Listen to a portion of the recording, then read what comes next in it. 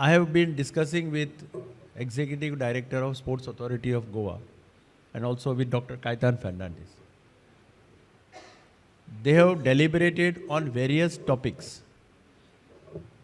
Threadbare discussion has taken place. And they have come out with very good recommendations. I'm sure that these recommendations have to be implemented by the government by heart.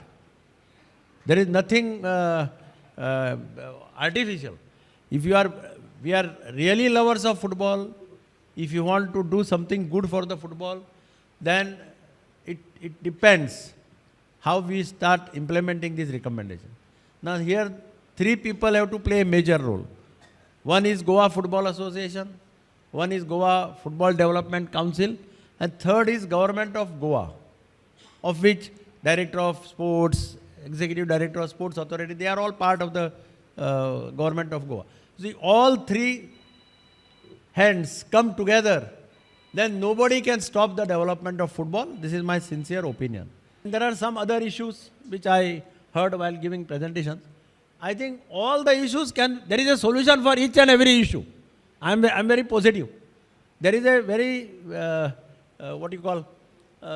recommendations are quite good as per my knowledge and they can be implemented. Only thing, we will have to make a collective. We'll talk to the Chief Minister. I'll fix up a meeting with Chief Minister, Sports Minister. We'll discuss. Together we can discuss. And we'll try to come out.